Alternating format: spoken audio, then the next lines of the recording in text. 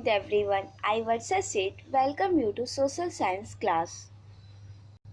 Part 1 globe. सौरमंडल के सभी ग्रहों में हमारी पृथ्वी ही सबसे सुंदर और एकमात्र ऐसा ग्रह है जिस पर जीवन है।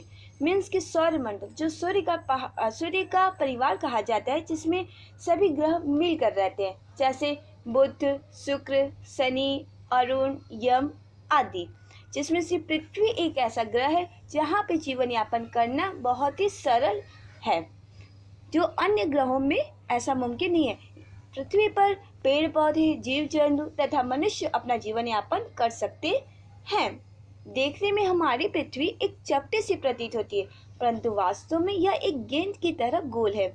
प्राचीन काल के लोगों को यह धारणा थी, उनका विश्वास था कि पृथ्वी चपटी है, लेकिन नाविक समुद्र यात्री दूर जाते हुए भी इससे डरते थे। उनको लगता था कि पृथ्वी चपटी है, वो कहीं गिर न जाए, यहाँ उनका कहीं दुर्घटना न हो जाए, इसलिए वो दूर की यात्रा करने से बचते थे। लेकिन पोलैंड निवासी कोपरनिकस ने सर्वप्रथम इस भ्रम को मिथ्या दूर किया कि पृथ्वी चपटी। उन्होंने यह बताया कि पृथ्वी गोल है, परंतु किसी ने भी उनकी बातों पर विश्वास नहीं किया।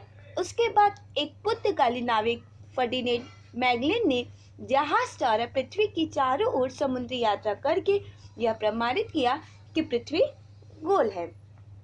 पृथ्वी पर कई महाद्वीप तथा महासागर विद्यमान हैं। पृथ्वी की सतह भी समतल नहीं, इस पर मैदान, पहाड़ आदि घाटियां हैं। महासागरों के तल भी समतल नहीं है, इनके अंदर भी बहुत ही गहरी खाइयां, पहाड़ तथा मैदान देखने को मिलती हैं। पृथ्वी पर स्थित द्वीपों, महाद्वीपों, महासागरों तथा देशों की जानकारी को प्राप्त करने के लिए ग्लोब तथा मानचित्रों की सहायता ली जाती है। ग्लोब पृथ्वी का एक मानव निर्मित एक छोटा सा नमूना है, जिसकी सहायता से हम पृथ्वी पर स्थित महाद्वीप, महासागर, देश, रेखाएं, कहाँ पे क्या चीज स्थित है, हम ग्लोब के जरिए पता करते हैं। हम आपको एक ग्लोब दिखाते हैं, उसके जरिए हम बताते हैं कि कौन सी रेखा, कौन सा देश किस दिशा में है। ग्लोब, ये रेखाएं जो हैं उत्तरी ध्रुव से दक्षिण ध्रुव की ओर जो जाती हैं, उन्हें हम देशांतर कहते हैं। उन्हें हम क्या कहते हैं? देशांतर कहते हैं। ये रेखाएं जो सीधी रेखा हैं, इसे हम लोग अक्षांश कहते हैं। देशांतर एंड अक्षांश। उत्तरी ध्रुव की खोज रॉबर्ट पेरे ने की थी, वहीं दक्षिणी ध्रुव की खोज रोवाल्ड अमंडसन ने की थी। भूमध्य रेखा जो कि 0 डिग्री पे जो एकदम सीधे जाती है, इसे विषुवत रेखा भी कहते हैं, जो उत्तरी ध्रुव और दक्षिणी ध्रुव के बीचों बीच जाती है, यानी कि इसको 2 भागों में विभक्त करती है।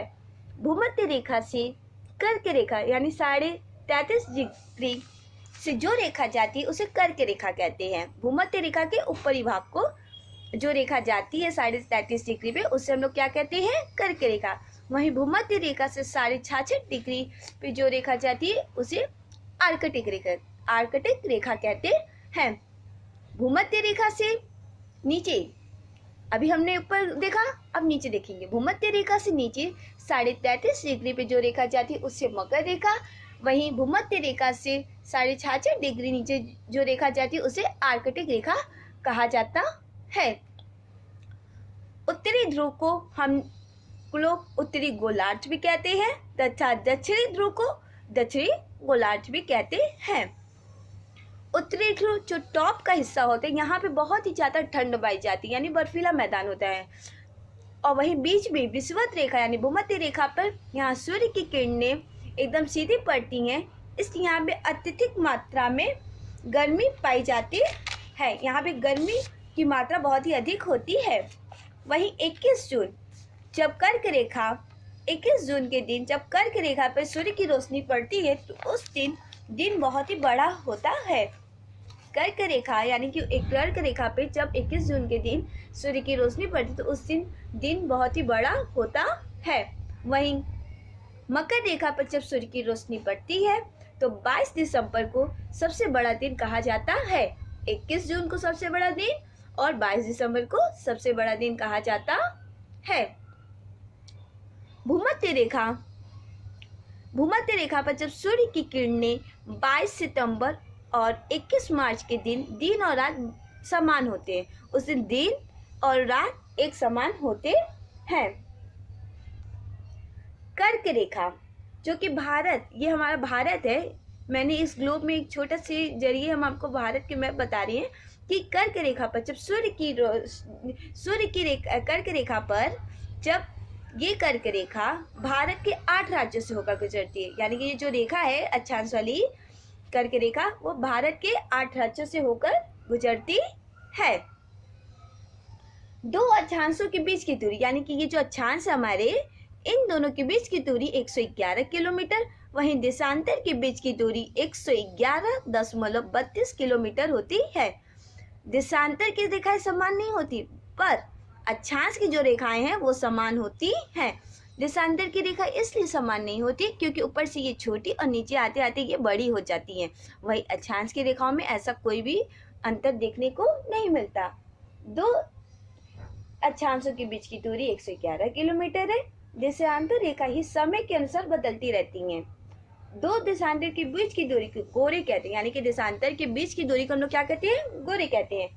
दो देशांतर के बीच 4 मिनट के समय का अंतर होता है।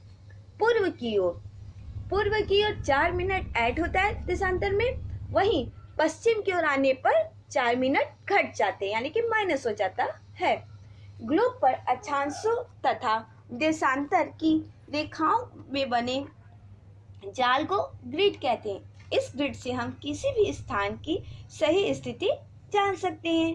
पृथ्वी 24 घंटे में 360 डिग्री घूम जाती है। Thank you for watching.